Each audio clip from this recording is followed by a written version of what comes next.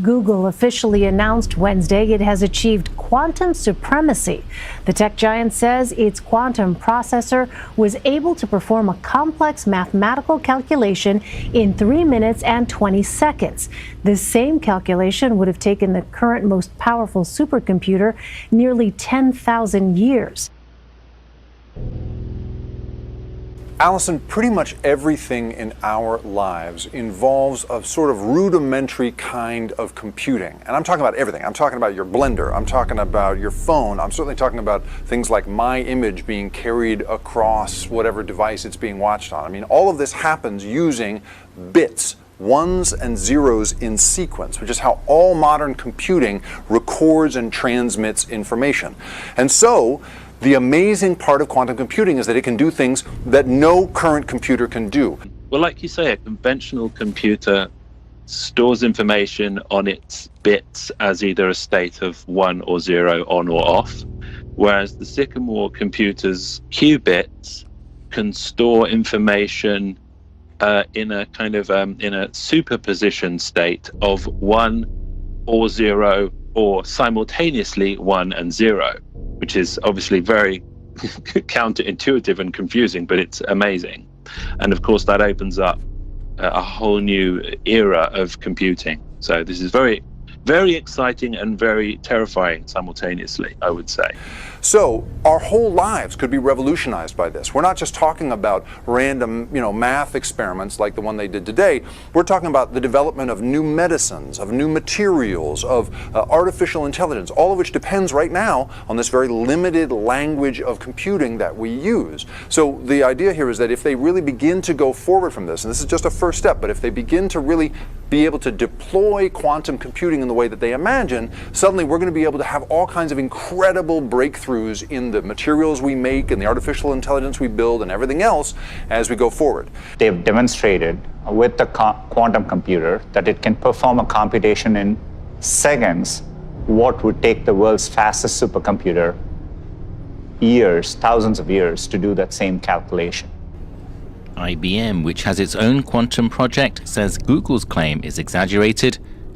The professor who first coined the term quantum supremacy says Google's breakthrough is a milestone, opening the door to new technology. The current super basic first prototype version of a quantum computer can already do things a million billion times faster than a conventional computer.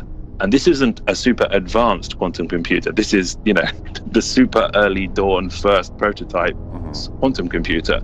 So you can imagine in 20, 30 years from now, we won't even be able to predict it. Just like 100 years ago till today, we went from, the Wild West to the sci-fi metropolises of today. It will be the same kind of a thing. It could change everything, and there's no way we could even predict what that change will be. But it will be unrecognizable.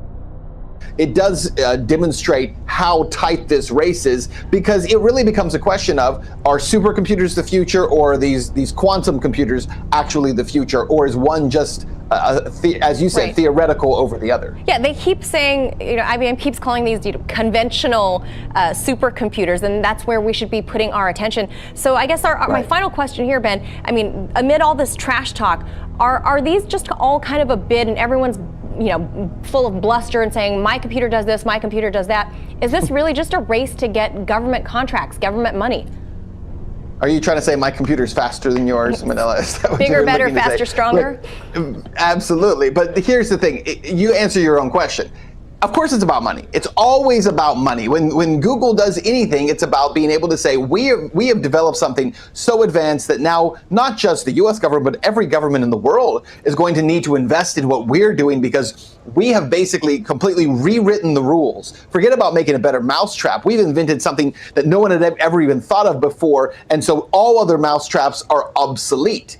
It's not about better. It's about doing something completely advanced in another field. Whereas IBM is saying, no, don't buy into that. The real path forward is this one, so send us your money. So it's always about money. I think that's one thing that everyone can agree on. It's always about money. Yeah, you know, Ben, it's over my head, way above my pay grade, but the way I see it is, if there's no practical use, I mean, you're just wasting money anyway, right? So, well, real quick, but that's true. That's absolutely true. The question is that people could have said that about the original computer when it was created. What's the real practical use? And then you find out 30 years later, we can't live without it. True, good point.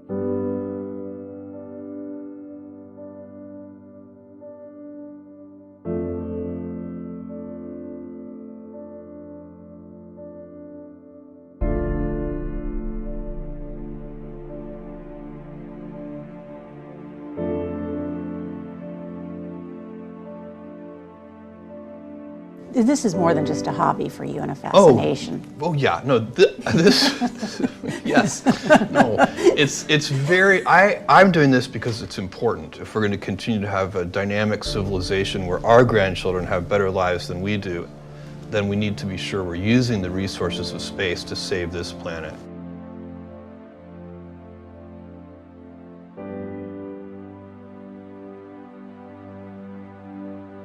Amazon's innovations and acquisitions have sent its stock into the stratosphere. So it may not surprise you to hear the company's founder has become the richest man in America. Jeff Bezos tops the annual Forbes ranking of the 400 richest Americans with a net worth of $160 billion, ending a 24-year run for Microsoft founder Bill Gates.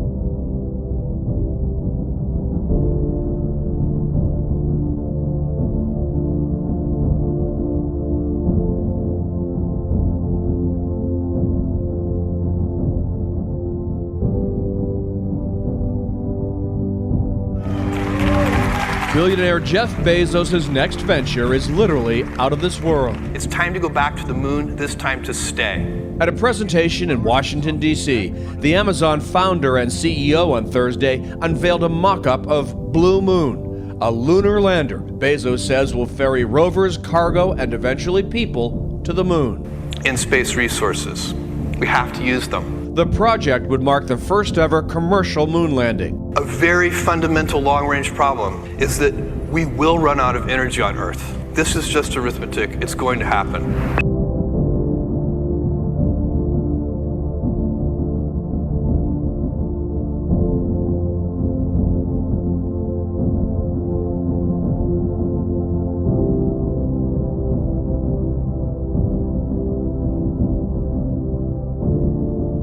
The moon suddenly seems closer again. For CBS This Morning, I'm Mark Strassman. Fascinating indeed. But to go to the moon and stay, I don't think so, Jeff. Let's stay right here and just track what you all are doing up there. Cheering you on. Cheering you on. But I don't want to go and stay. You came along 2 years after Apollo 11, and yet space seems to be in your marrow. Apollo 11 landing on the moon was probably the most inspiring thing in history. It certainly inspired me. I'm not sure SpaceX would exist if not for Apollo 11. Elon Musk is the founder, CEO, and lead designer of SpaceX, short for Space Exploration Technologies. His privately held company makes rockets and spacecraft. I kept expecting that we would continue beyond Apollo 11, that we would have a base on the moon, that we would be sending people to Mars. And here we are in 2019, the United States actually does not yet have the ability to send people even to low Earth orbit.